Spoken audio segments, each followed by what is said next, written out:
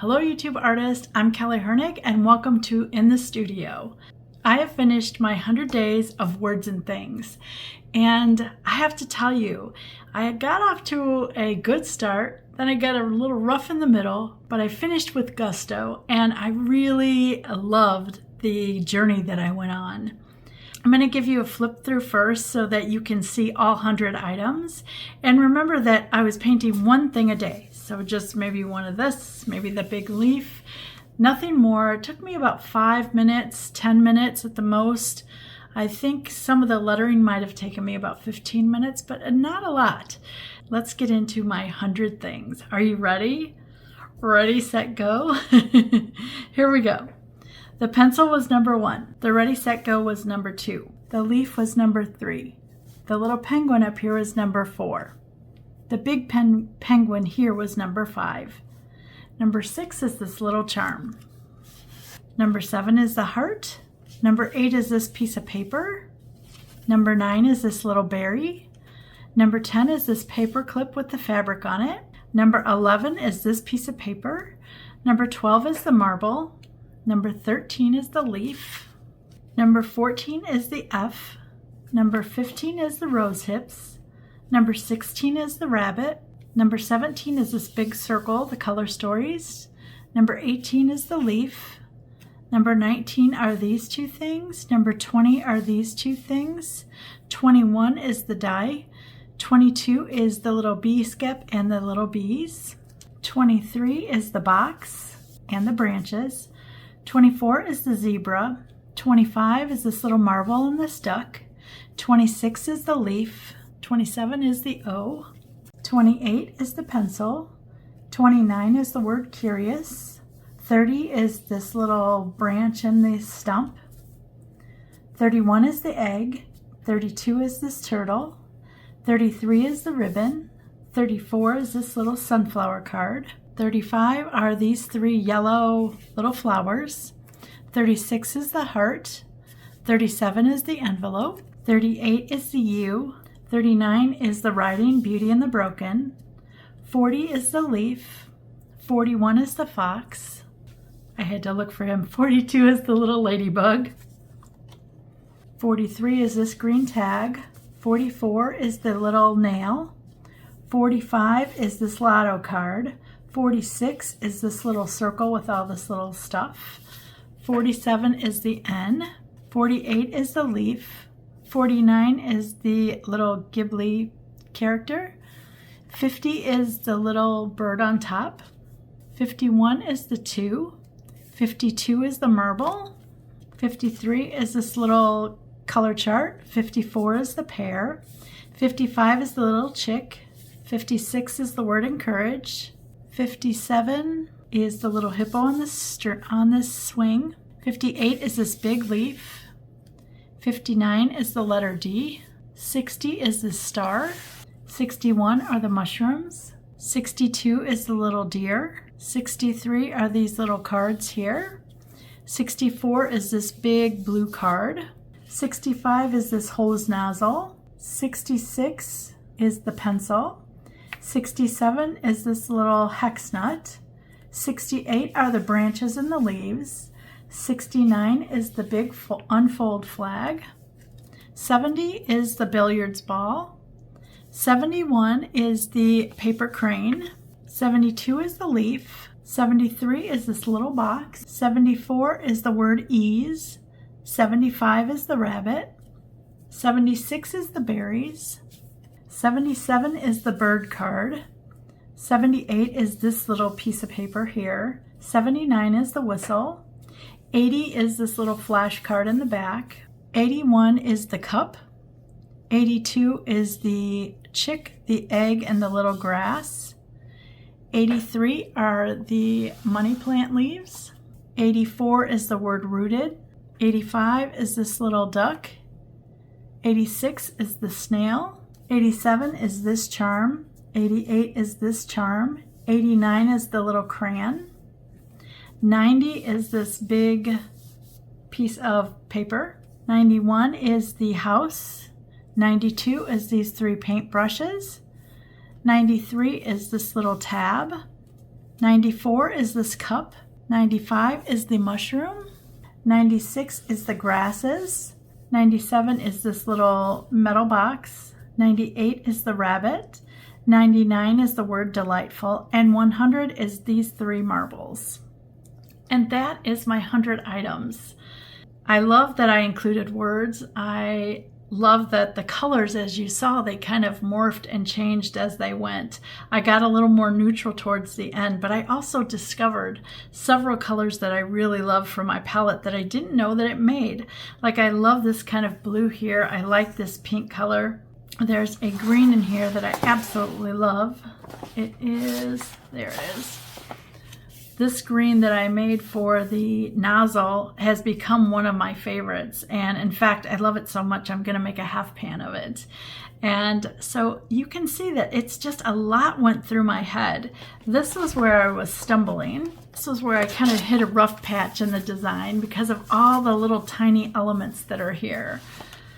So you can see they're all just really tiny, and I needed the relief to get bigger. So once I started going and realized what was holding me up is I just started going bigger with my elements. And you can see they got a little bigger. Some of the leaves got bigger, some of the flowers. Like, this is one of my favorite parts right here, is these flowers over this envelope, because I like how it sectioned off, but yet they look like one element because I used the yellow, and the red here is on the back, and the ladybug, and the yellow kind of ties into all of this.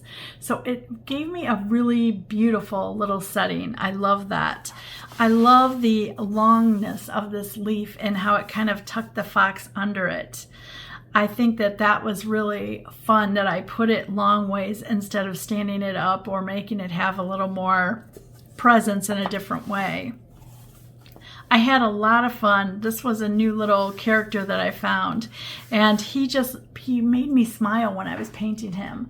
I just really loved that he was holding the little leaf and protecting, and then I just thought, I'm going to add a little bird up there because it just was really cute. And when I was playing with it, I needed something just tiny to add a little more sweetness to it. I really enjoyed using masking fluid here, so that's how I got all the white spots for the mushroom and also the little white spots for the deer. Now, I wasn't sure how this concertina book would use the masking fluid, but it used it beautifully. So the masking fluid I use is this kind. It is Schminky masking fluid, and what I just did was, as I opened it, I just really put the dots straight down on the piece, and that was great. And I did the same here, just tried to get skinnier dots. And I used the masking fluid again with a brush here on the billiard ball. And that's how I got the circle and the number 5. And you could see it came out really, really beautifully. I just love how that came out. And I like this masking fluid because I'm able to use a brush and get a very fine line. I mean, look how smooth that is. And that's why I really like this Schminky masking fluid. I enjoyed coming up with little leaves here. It's a hose nozzle, right? But it looks like an urn. And when I stood it straight up, I was like, oh, I could do little leaves. And what I did with the leaves is I gathered the colors all around. So I stuck with some of the red, some of the orange, some of the brown, some of the green, and that's what made my leaves come out those colors. And you can see that there are all kinds of different colors in there, and I really, really like that. And doing the reverse here on my lettering, that was the first time that I did that, where I actually went around the lettering, leaving it the white of the paper, but then giving it different values of the orange around there to kind of give it like it's moving in the wind, and I really liked that.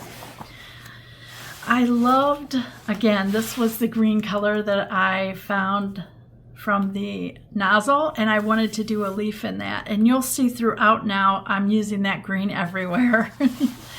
I came up with lunar blue and French gray, and I really liked what it did to the blue here. It kind of made it like a grayish blue, almost like a soft denim.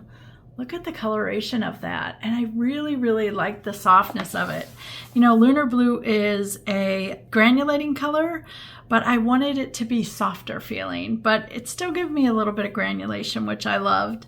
This whistle I absolutely love because on my recent trip, I found this whistle and I just thought it was really a fun way to just pick up a find and add it in there. I like the little layering of the 3 paper pieces here as well. And that was something that I was like, I haven't really done before in this book. So that was kind of fun. From here, I knew that I wanted to introduce kind of a purpley color because I hadn't done that yet in my book. I did a more like red violet back here with my hippo, but you can see it's more on the red side. And so I wanted to actually do like a violet.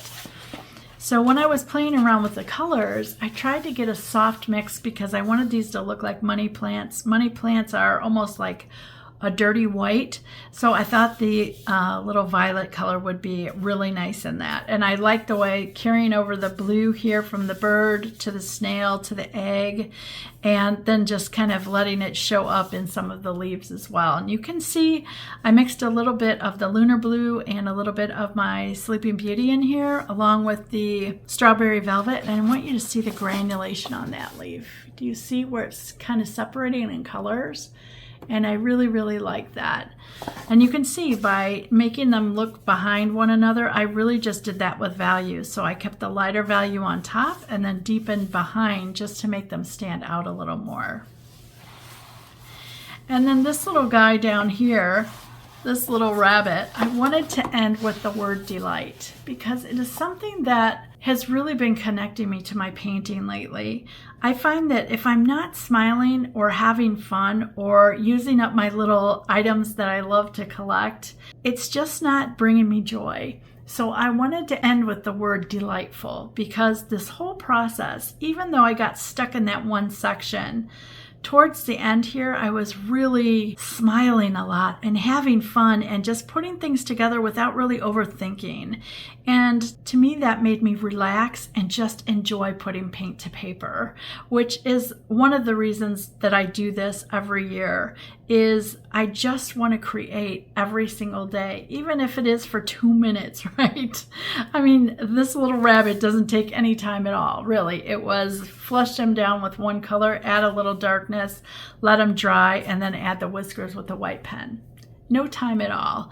But yet when I'm doing it, I'm smiling and it's just letting me be happy. It's letting me know that I'm alive and I'm doing what I enjoy, which is painting and creating and just telling little stories. I mean, what do all this have to do with each other? It's just things that I collect. I have this mushroom. I have a teacup. I have this little card. I have these tiny paintbrushes. I have this guy, you know? So it's all those things that I spend time looking for at shops, in my travels, wherever I go. I'm always wanting to go into a little store and see if I can bring a little treasure home. So this was my 100-day project. And I hope you enjoyed seeing it come to life and watching it emerge as it did. I've got several pages left. And what I'm going to do, just like I did last year, is I'm just going to keep continuing and filling the pages till I'm done with the book. Because it brings me great pleasure knowing that both sides are filled with things. And I want to finish this so that when I look at it, I can pull it out anytime and have inspiration of my own to look for, to look through, to help me remember colors that maybe I forgot, just to help me enjoy the beauty of everyday items. They're ordinary to most people, but to me, they're extraordinary. And I love that. So if you were inspired today by my flip through of my 100-day project, please leave me a comment. I would really love to know your thoughts. If you haven't subscribed, please click the button. And as always, thanks so much for watching.